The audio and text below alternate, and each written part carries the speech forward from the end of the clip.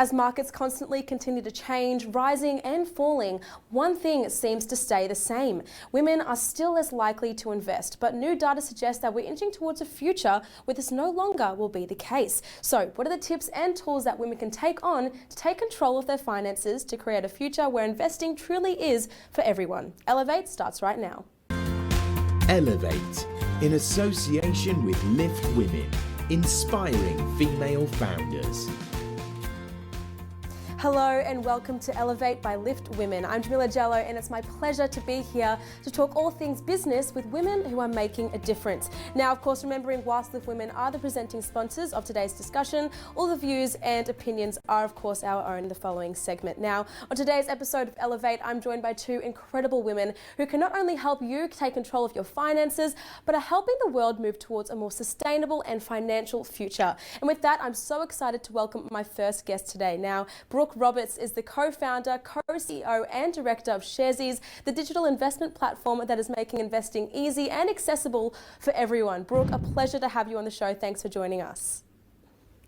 Thank you so much for having me today. It's great to be here. Absolutely. Now, me personally, I'm one of those people that is, said investing just mustn't be for me. It's too risky. I don't know enough about the stocks, but Sharesies says that doesn't have to be like that. So tell us about Sharesies and how are you making investing easy for everyone? Yeah, so we started Sharesies nearly 6 years ago, essentially to ensure that everyone has access to developing wealth. With the technology available today, there's just no reason that someone with $5 or $5 million can't have the same money opportunities. So we really care about creating financial empowerment for everyone, and a key part of that is bashing down those barriers. So making sure there's no minimum, you don't feel priced out of investing. You can invest with however much and however often you want. That we remove that jargon and that real heaviness that a lot of people feel when they're like, oh, I don't know enough, or I haven't studied finance, therefore I can't be an investor. Just using everyday language is a key part of that. And essentially another barrier that we're continually shifting is people feeling left out. Financial structures have been set up mostly for the wealthy few, and we're here to help make sure that more people have access to these opportunities to develop wealth for the long term. Absolutely. Now, clearly investing doesn't have to be difficult. I mean, as you said, it can actually be easier than we think. So why are there still disproportionately less women investing? It's a historical structural thing I think we need to be really aware of. So often I'd hear when we're starting Sharesies, it's like, oh, because women are more risk adverse or women don't know this. And it's not the case. The structure's been set up. I remember people thinking that when they went and visited a bank that they'd have to take a man with them to be listened to, and I think those things have changed in society now and it's continually changing. And I think that breaking down those structures and making it feel more inclusive for women and other underrepresented communities in the financial space is a key part of making investing more accessible. Another really important part, though, when it to females in particular, we're more likely to live longer, career break, and we're more likely to earn less, unfortunately. And with all of those compounding factors, it becomes even more crucial that we have access to and knowledge in terms of how to build wealth over time, because we're going to have a lot of time. Yes, for sure. And on that note, what is the current state of investment behaviour amongst women? Does it say anything promising about the future for female investors? Yeah, there's been a rapid rise in more women getting into investing, which is great. Around 59% of the users of Sharesies identify as female. So that's an incredible shift in itself. When we started Sharesies, the majority of investors were male, over 60, and lived in metropolitan areas. And that's really changing. You can literally invest from your couch now and start building that knowledge, from anywhere you are if you've got a digital device. So that's really changing. And we're also noticing that women are more likely to take a buy and hold approach when it comes to investing. So that's more that they'll invest in things that they care about and go, I'm going to hold on to this for the long term and be really solid long-term investors.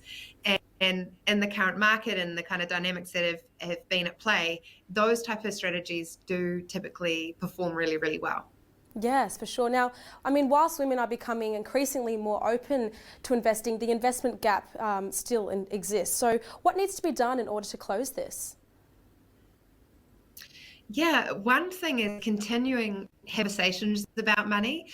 And it's great to be talking about investing today, but there's this massive feeling of, there's around money and a lot of feeling of guilt and shame, like, oh, doing it right, or, our money personalities might be impacting the way that we feel about money too. If we're big spenders and we feel a lot of shame about that versus, those of our friends who are really good savers. And I think just opening up these conversations to remove that shame and guilt and realize we're all figuring out how to use our money in the best ways to create the opportunities and lifestyles that we each want to have. And I think once we start talking about money, once we start unlocking these gems when it comes to learning about how to develop wealth and talking about investing around the table, it's great.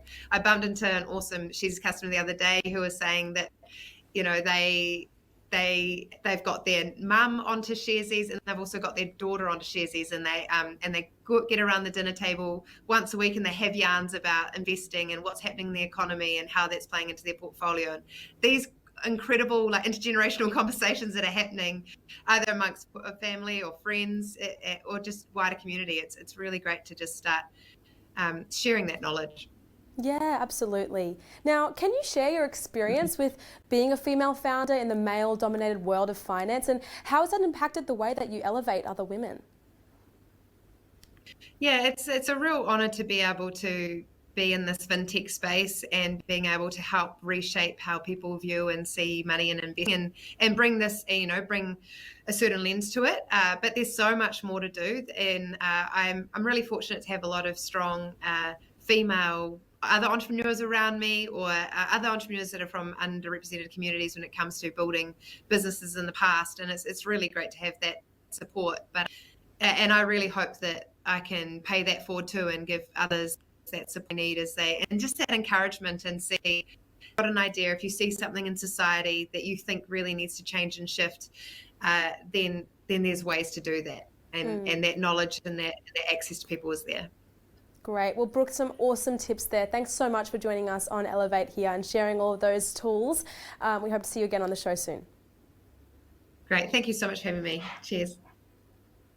Now, investing in other businesses is one thing, but what about finding investors for your own business? Well, my next guest knows everything there is to know about the strategies that you need to optimize your business's finances, and she believes that through the power of community, we can work towards a more sustainable financial future. And with that, I'm so excited to welcome Shelin David, the founder of CFOWorx and Women for Impact. Shelin, thank you so much for joining us on the show today. How are you going? Yeah, good. Thanks, Jamila. Thanks for having me. Of course. Now, when it comes to finance and women in finance, business in finance in general, you're certainly an expert. So what's your story, and tell us about how you got into the world of finance? Yeah, sure.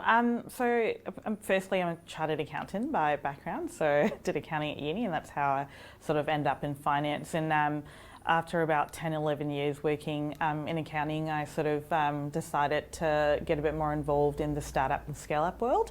And that's when, and sort of realised that startups and scale-ups have a different business model, and the way they operate is quite different to the traditional business models. And that's when I decided to start CFOWorx, which is essentially where we provide outsourced finance functions for startups and scale-ups. Now, as we said before, investing is one thing, but what about finding investors for yourself, especially as women have been proven to find this more difficult? Yeah, I think women and just founders from any underrepresented communities that are finding it challenging to find funding. So whether it's, a lot of times it's actually structural, it's quite a structural and systemic issue. So if you're in Australia, or if you're a first, second, third generation migrant, and also if you don't come from a family or network that have that are having these sort of conversations about investing and like access to capital, you're probably not privy to some of these discussions and like strategies and even the language that we use. So I think to overcome that challenge, we need to look at different ways of raising capital. And I always, one of the things that we do at CFOWorx and Women for Impact is we talk about the different types of funding options. So you've got dilutive and non-dilutive options.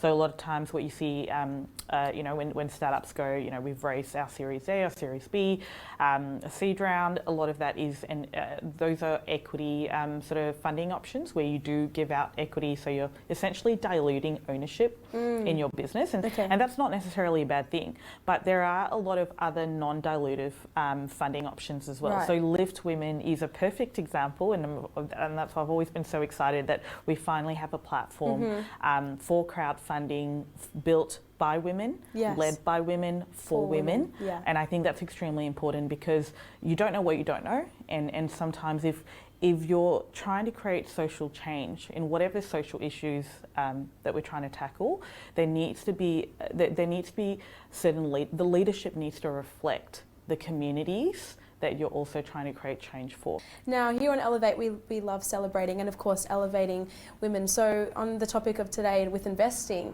how can investing elevate women?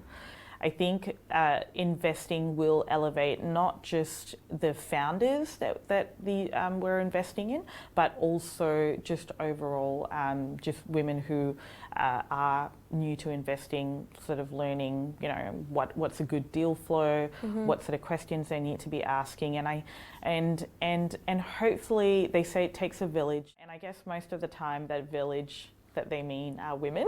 Yeah. So I'd like to think that, when we're raising and elevating women in this space, we're also creating, a better chance for their communities, their families to also improve their financial literacy, improve socioeconomic status, and also I think just bring more of that equity back into the conversation that we've been trying for centuries to do. So, yeah. Of course. Well, Shelin, thank you so much for joining us on Elevate and bringing light to such an important topic. And for all those tips and tools, we really appreciate you having you on the show today. Thank you.